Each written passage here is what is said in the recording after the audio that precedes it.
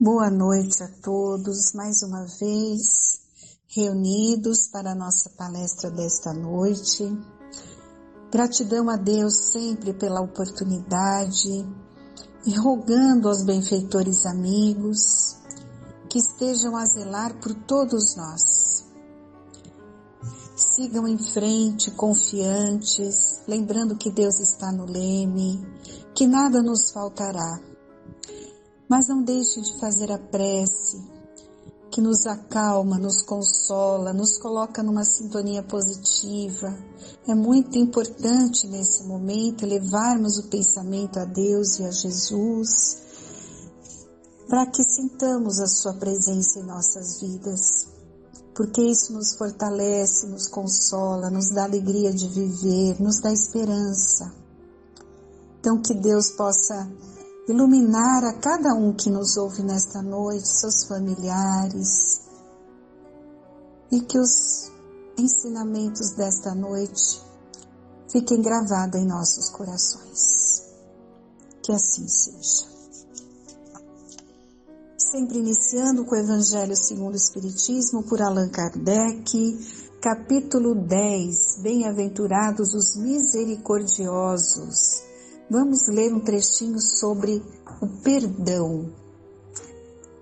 É o item perdoai para que Deus vos perdoe. Bem-aventurados os misericordiosos, porque eles alcançarão misericórdia. Se perdoardes aos homens as ofensas que vos fazem, também vosso Pai Celestial vos perdoará os vossos pecados. Mas, se não perdoardes aos homens, tampouco vosso Pai vos perdoará os vossos pecados. E quantas vezes poderá pecar meu irmão contra mim para que eu lhe perdoe? Será até 7 vezes? E Jesus respondeu: não te digo que até 7 vezes, mas até 70 vezes 7 vezes. Ou seja, infinitas vezes. Devemos perdoar quantas vezes forem necessárias. Como é difícil para nós, né? Ainda imperfeitos. A misericórdia é o complemento da mansuetude, pois os que não são misericordiosos também não são mansos e pacíficos. A misericórdia consiste no esquecimento e no perdão das ofensas. O ódio e o rancor denotam uma alma sem elevação e sem grandeza. O esquecimento das ofensas é próprio das almas elevadas, que pairam acima do mal que lhe quiseram fazer. Infeliz daquele que diz, eu jamais perdoarei, porque se não for condenado pelos homens, o será certamente por Deus. Com que direito pedirá perdão de suas próprias faltas, se ele mesmo não perdoa os outros? Jesus nos ensina que a misericórdia não deve ter limites. Quando diz que se deve perdoar ao irmão, não 7 vezes, mas 70 vezes 7. E lembrar, né? Que há 2 maneiras bem diferentes de perdoar. Uma é nobre, verdadeiramente generosa, sem segunda intenção, tratando com delicadeza o amor próprio e a suscetibilidade do adversário, mesmo quando a culpa foi inteiramente dele. E a outra é quando o ofendido, aquele que assim se julga, impõe condições humilhantes ao adversário, fazendo-o sentir o peso de um perdão que irrita em vez de acalmar. Se estende a mão, não é por benevolência, mas por ostentação, a fim de poder dizer a todos, vede quando sou generoso. Nessa circunstância, é impossível que a reconciliação seja sincera. Não, isso não é generosidade, mas apenas uma maneira de satisfazer o orgulho, né? Então, nós temos que tomar muito cuidado com a maneira que agimos. Aquele que se mostra realmente conciliador, que coloca realmente em prática a caridade, aí sim estará agindo da maneira certa. Essa questão do perdão é muito necessária que nós pensemos nela, né? Porque todos nós, em determinado momento de nossas existências, vamos ter que colocar em prática esse sentimento. Aliás, 24 horas quase, se nós formos avaliar, né? Porque a convivência nos traz ali situações que as pessoas nos magoam. Nós temos que compreender a dificuldade do outro. Não existe uma razão plausível para não perdoar, mas existem muitas razões para exercitarmos o perdão. Vamos refletir sobre elas? A primeira razão para perdoar encontra-se na constatação de que todos nós ainda somos imperfeitos. Será que esquecemos disso? Parece que sim, né? Não há ninguém no atual estágio do planeta Terra que tenha atingido a perfeição. Por isso, o erro, os enganos fazem parte das nossas vidas. Já sabemos que somos espíritos eternos. A doutrina espírita nos confirma isso. Então ela abre os nossos horizontes, pois já percorremos inúmeras encarnações. Muitos já aprendemos, porém temos que aprender outras centenas de lições. Estamos em evolução, aprendendo. Cada um de nós iniciou sua trajetória evolutiva em época diferente. Logo, cada um está em determinada faixa evolutiva, com determinados aprendizados já realizados e com muitos outros ainda a serem desenvolvidos. Então, se alguém nos ofende, não faz por maldade, mas por ignorância. Lembrem-se, ignorância, a pessoa não sabe o que faz. Muitas vezes ela não entende todo o processo, né, de como é ruim magoar alguém, ofender alguém. Ignorância significa que quem nos ofendeu ignora, ele não aprendeu a lição do respeito. Então, se a gente passar a enxergar dessa maneira, nós vamos conseguir compreender melhor a atitude do outro, a atitude infeliz, né? Com certeza ele ainda não interiorizou a lição do respeito.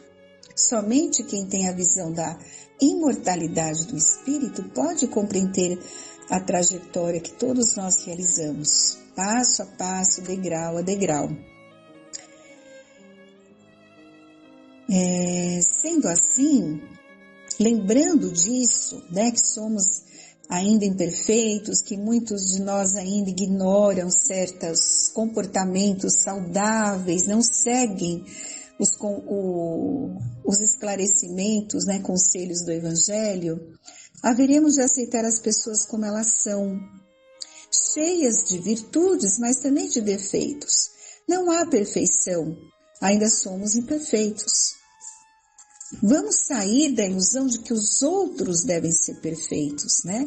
Principalmente quando agem conosco. Nós pensamos assim, né? Infelizmente. Muitos dizem, eu me desiludi com aquela pessoa.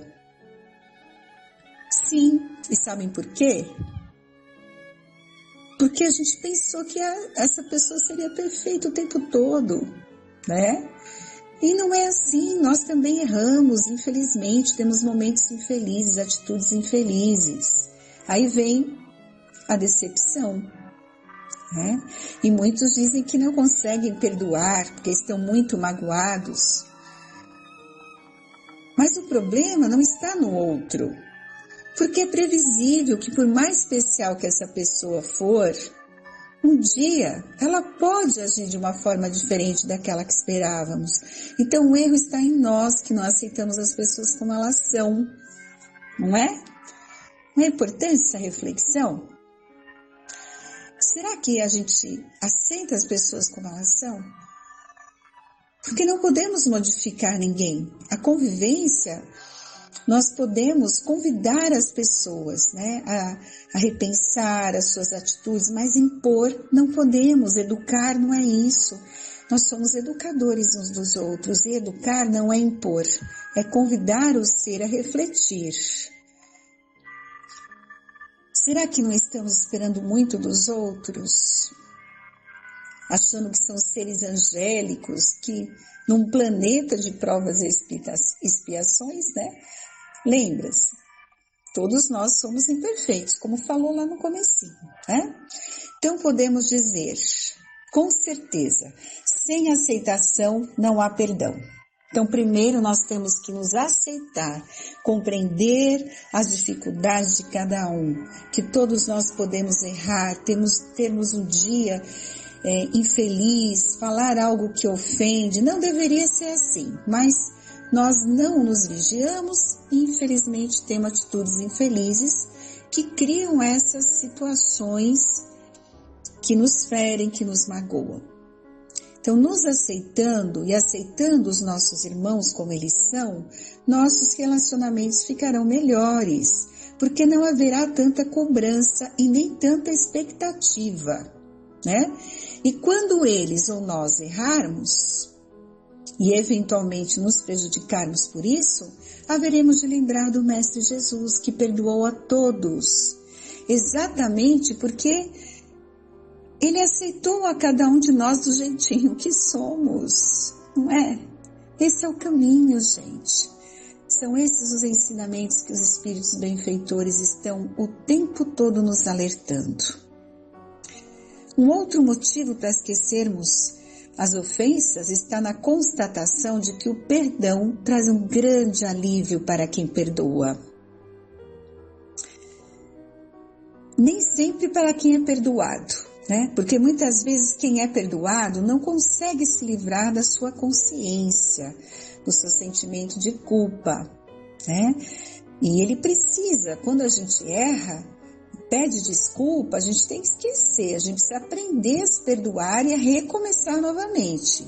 O auto-perdão também é importante, para que, reconhecendo os nossos erros, encontremos forças para reformular nossas atitudes e começar uma nova vida. Então, nós temos que considerar a nossa própria fragilidade, né? E temos que conceder a oportunidade de reparar os males praticados, reabilitando-se perante si mesmo e perante aqueles a quem haja prejudicado. O arrependimento puro e simples, ele é importante, mas ele tem que ser acompanhado de uma ação reparadora, né? Porque senão não tem o valor. Então aquilo, errei. Aquela frase do Chico, não consigo voltar atrás e fazer um novo começo, mas eu posso começar agora e fazer um novo fim. Então, é não guardar esse sentimento de culpa. O sentimento de culpa, ele corrói nosso coração, ele é porta aberta para influências negativas. Não. Errei, pedi perdão, vou tentar corrigir. A gente tem meios de conseguir reparar com certeza muita coisa e seguir em frente. O auto-perdão, ele ajuda o amadurecimento moral, porque propicia clara visão, responsabilidade, levando o indivíduo a cuidadosas reflexões, né? Ele vai pensar muito antes de tomar atitudes agressivas, precipitadas ou contraditórias no futuro. É assim que nós vamos aprendendo, errando. Infelizmente, né? Não deveria ser assim, mas é um processo natural na escala evolutiva. Vai chegar um momento em que nós vamos pensar antes de agir. Aí evitaremos, sim, muitas situações infelizes. Então, quando alguém se perdoa, aprende também a desculpar, oferecendo a mesma oportunidade ao seu próximo. Caso não nos perdoarmos ou não perdoarmos alguém, carregaremos os sentimentos de mágoa, de ressentimento. E isso é um lixo tóxico, né?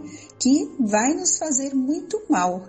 para nosso espírito, para o nosso corpo físico, né? Porque se alimentamos essas ideias de ódio e vingança, entramos numa sintonia negativa de agressão contra nós mesmos, né? Desequilibrando nossos centros vitais, perturbando o nosso organismo, desencadeando um mundo de distúrbios, fazendo com que o nosso espírito sofra as consequências do que provocou. Então, esse é o motivo de optarmos pelo perdão. E muitos podem estar se perguntando, né? Como podemos aprender a perdoar? Uma das ferramentas básicas, né, para alcançarmos o perdão real é conseguirmos sempre analisar o problema, né? É pensar antes de agir, porque assim a gente consegue ter uma interpretação mais saudável da situação, né? A gente, no momento de uma discussão, a gente conseguir não interiorizar aquilo como uma agressão, né? E sim como um momento difícil daquele que está nos provocando. Então, quando a gente consegue ter essa atitude mental, a gente passa a usar as ferramentas que todos nós temos, né? Evitando aquelas frases chavões, eu não deveria ter falado isso, eu não deveria ter agido assim, e evitando muitos acontecimentos infelizes que acontecem com todos nós, né? E lembrar sempre da terapia da prece, né? Como forma de nos harmonizarmos, pois a prece refaz os sentimentos de paz e serenidade, facilitando o nosso equilíbrio. Não é que nós vamos nos tornar insensíveis e frios, não é isso. Mas é deixar de alimentar, né, os nossos pensamentos com pensamentos destrutivos, né?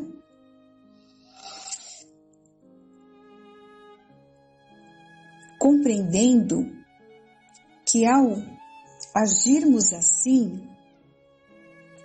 teremos mais habilidade, disponibilidade para percebermos esses comportamentos agressivos, né? E permitindo-nos não reagir da mesma maneira que fazíamos antes de observarmos melhor a situação. Compreenderam? É estar muito atento no relacionamento com o outro para evitar essas situações infelizes. Nós temos estudos, né, de vários pensadores que falam sobre um comportamento. A Joana de Ângeles tem umas orientações muito interessantes, né? E uma das mais eficientes técnicas de perdoar é nos observar, deixando-nos de ser vítimas de forças, né, fora do nosso controle, para lembrar que somos criaturas que criam sua própria felicidade na vida. O Divaldo Pereira Franco sempre coloca uma frase nas palestras, quando possível, que o perdão é sempre para quem perdoa. Por isso, não nos contaminemos pela raiva, pela cólera, pela mágoa. Vivamos em paz e com a nossa consciência tranquila, pronta para merecer o perdão das pessoas que prejudicamos com nossos atos, palavras e pensamentos, pois somente será perdoado aquele que perdoa, né? Foi o que nós lemos no Evangelho. Essa é a lei. Então, façamos uma proposta para conosco mesmo, passemos uma borracha em todos os sentimentos de mágoa que ainda temos em nossos corações. Libertemo-nos do ódio, expulsemos a mágoa, perdoemos os nossos ofensores e a nós mesmos principalmente, pois todos nós necessitamos do perdão. Deus, ensinado por Jesus na oração do Pai Nosso. Se Deus, a suprema bondade, compreende os nossos erros, quem somos nós, né? Para não compreender e entender os erros alheios. Então vamos experimentar perdoar, pois quem aprender a perdoar jamais se esquecerá, por sentir os efeitos de felicidade que advém desse fato, da paz do coração que o perdão nos traz. É isso, meus amigos, uma boa noite a todos e continue com a segunda parte da palestra.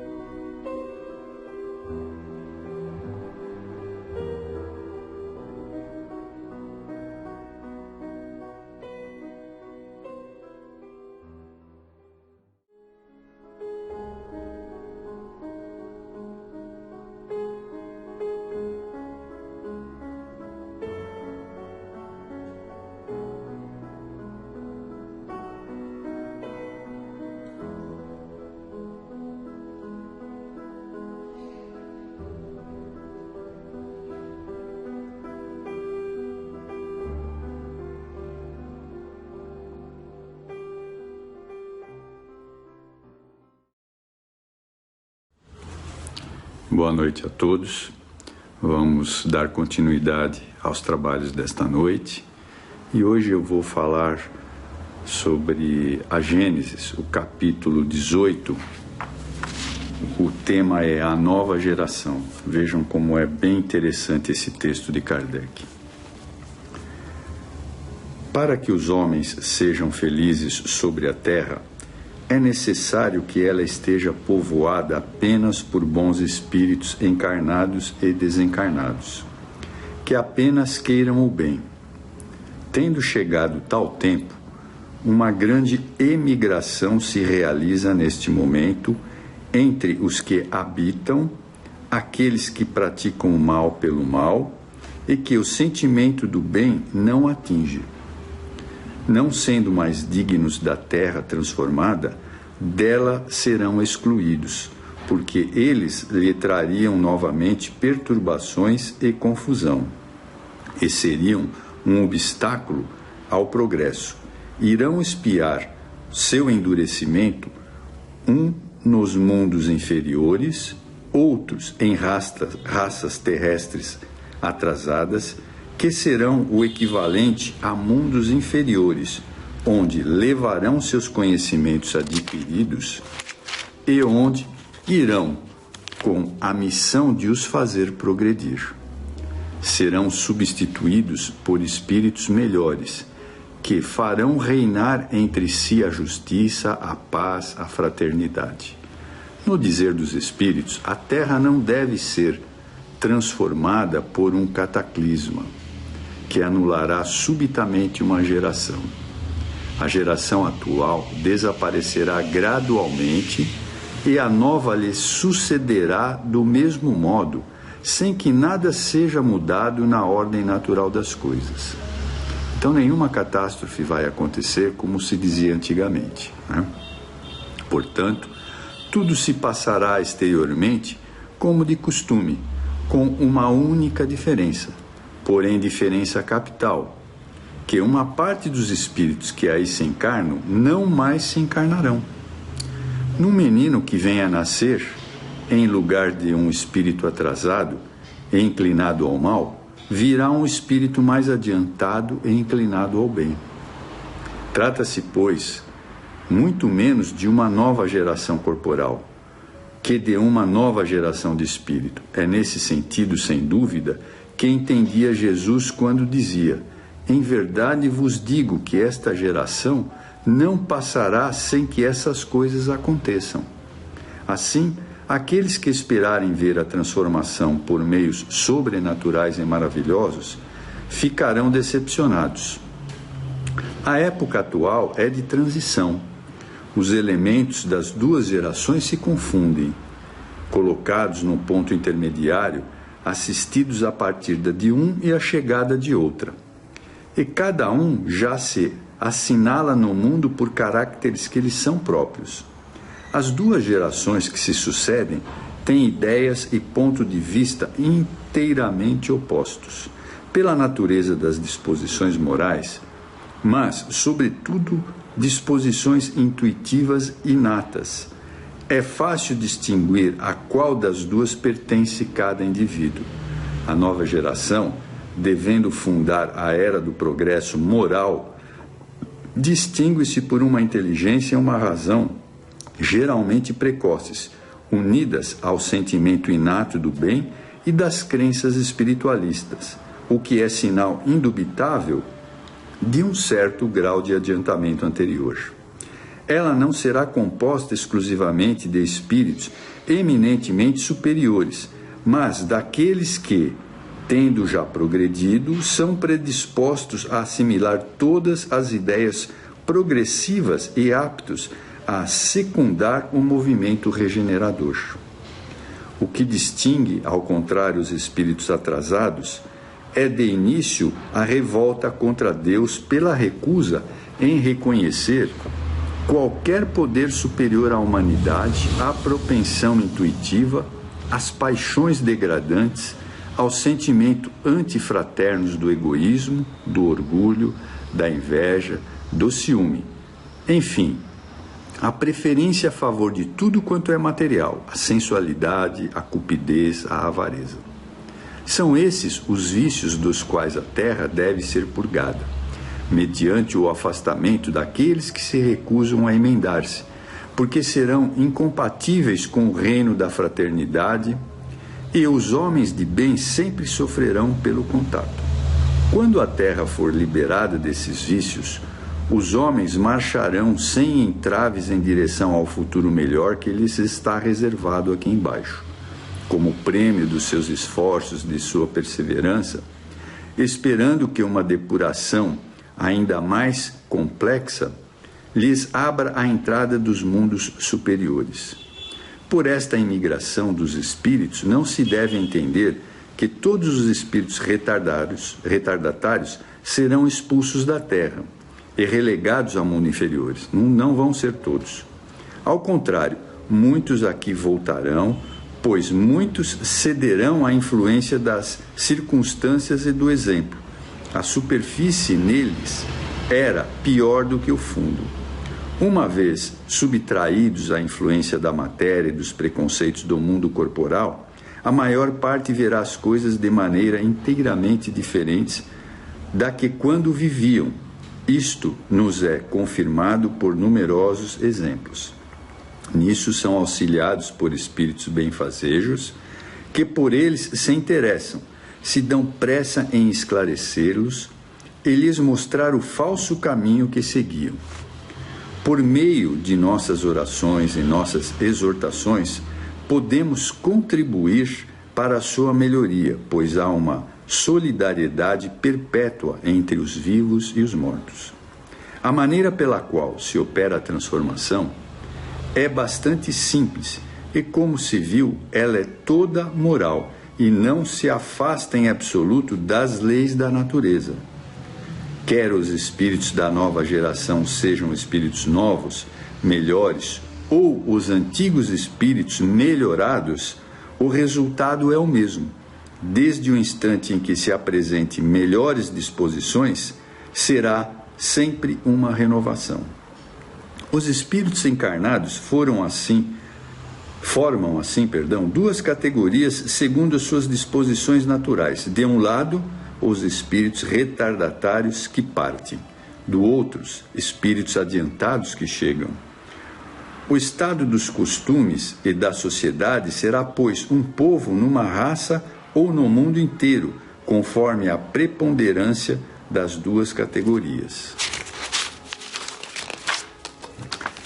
Uma comparação comum fará compreender melhor que se passa nessa circunstância.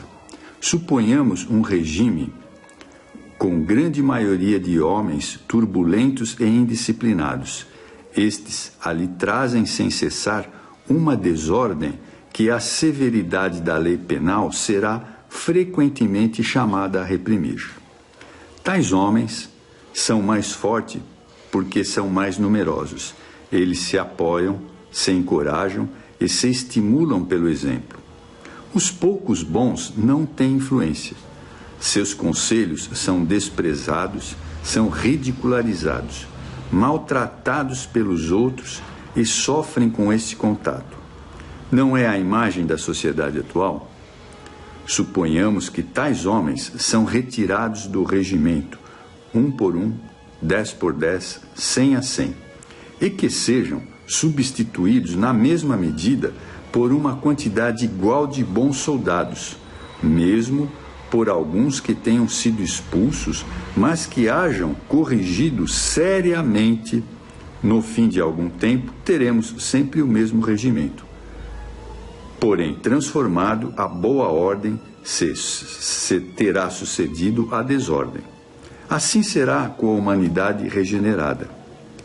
As grandes partidas coletivas não só têm como finalidade ativar as saídas, mas transformar mais rapidamente o espírito da massa, desembaraçando-as das más influências e dar maior ascendência às novas ideias. A gente pode citar como exemplo, em 2004, dezembro de 2004, o tsunami que houve na Ásia. Vejam quantas mortes ocorreram. O tsunami em 2011, em março de 2011 no Japão, e agora a pandemia do Covid-19 que estamos sobrando. Essas são as grandes partidas coletivas. É por isso que muitos, apesar das suas imperfeições, estão maduros para tal transformações, que muitos partem para se retemperar numa fonte mais pura. Enquanto permanecem no mesmo meio e sob as mesmas influências, teriam persistido em suas opiniões e em sua maneira de ver as coisas. Por isso, indo para o plano espiritual, poderão renovar as suas mentes. Uma permanência no mundo dos espíritos basta para lhes descerrar os olhos, porque ali vem o que não podiam ver sobre a terra. O incrédulo, o fanático, o absolutista poderão, pois, voltar com ideias inatas de fé, de tolerância e de liberdade. Em sua volta, encontrarão as coisas mudadas e receberão o ascendente do novo meio no qual serão nascidos. Em vez de fazer oposição a ideias novas, serão seus auxiliares. A regeneração da humanidade não tem, pois, absolutamente necessidade de renovação integral dos espíritos. Basta uma modificação em suas disposições morais. Esta modificação se opera em cada um e em todos que para tal estão predispostos, quando são subtraídos à influência perniciosa do mundo. Aqueles que regressam, então, não são sempre outros espíritos, mas, na maior parte das vezes, os mesmos espíritos, pensando e sentindo de outro modo.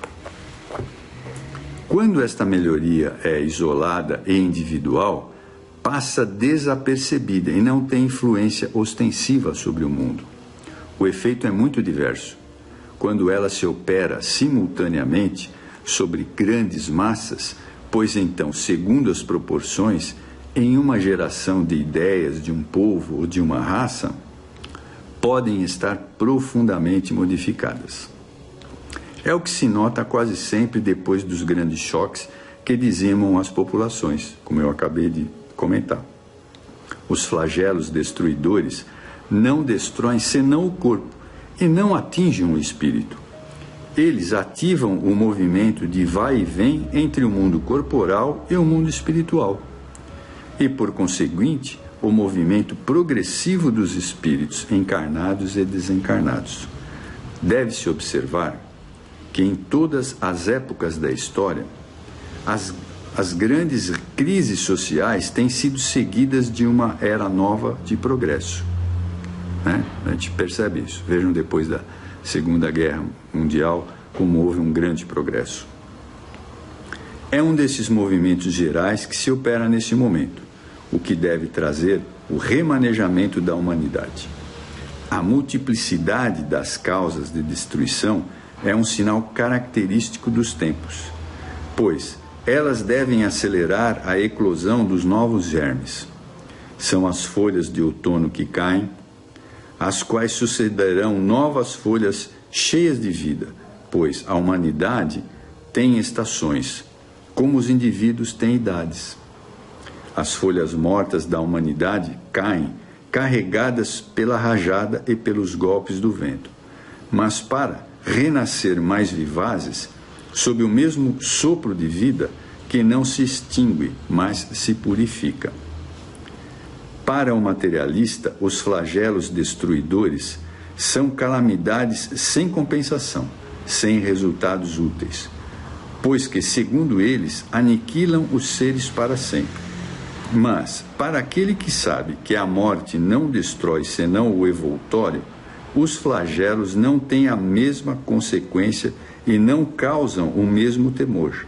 Ele compreende o seu resultado e sabe também que os homens não perdem mais por morrerem juntos que por morrer isoladamente, pois que de uma ou de outra maneira sempre deverão chegar lá. Todos chegaremos lá. Uns demorarão mais tempo do que outros. Os incrédulos rirão dessas coisas e as tratarão como quimérias. Mas digam o que disserem, não escaparão à lei comum. Cairão, quando chegar a sua vez, como os demais. Então o que será deles? Nada, eles exclamarão. Mas viverão a despeito de si próprios e um dia serão forçados a abrir os olhos. Né? Então vejam que esse texto que o Kardec nos colocou, ele nos revela a situação atual da Terra. Né? Embora tenha sido colocado por Kardec lá atrás, em 1870, por aí, mas é muito atual. Né? Estamos vivenciando esses tempos de renovação. Né? Claro, ainda existem muitas situações difíceis aqui no planeta Terra. Por quê? Porque Deus sempre dá uma nova chance para os espíritos. Então esses espíritos muito endurecidos estão reencarnando, claro, e continuam a reencarnar e poderão ter a oportunidade de se modificar. E o texto aqui foi bastante claro sobre isso. Né? Todos terão as suas oportunidades. Aos poucos, esses espíritos que realmente não conseguirem se modificar, infelizmente serão exilados para mundos inferiores ou mundos semelhantes à Terra em outra oportunidade. Mas a Terra permanecerá livre para que o nosso progresso espiritual aconteça. Então, todos devemos fazer aqui uma reflexão sobre a nossa situação nesse momento no planeta, não é? O que esta encarnação significa hoje para cada um de nós. Eu espero que vocês tenham gostado do texto. Bem, então vamos agradecer a Deus, a Jesus, ao Frei Fabiano, por esses momentos de estarmos aqui reunidos mais uma vez. Vamos pedir por todos aqueles que sofrem no nosso planeta, todos aqueles irmãos doentes, todos esses irmãos que estão com esse vírus terrível que vem assolando o nosso planeta, e aos governantes de todas as nações e da nossa nação, para que haja paz e harmonia, que haja entendimento, e que o Mestre Jesus possa cobrir de luz todo este planeta, como sempre tem feito, e que nós possamos perceber essa luz, porque muitos de nós não conseguimos vê-las. agradecidos por tudo. Espero que vocês tenham uma boa semana e uma boa noite. Muito obrigado.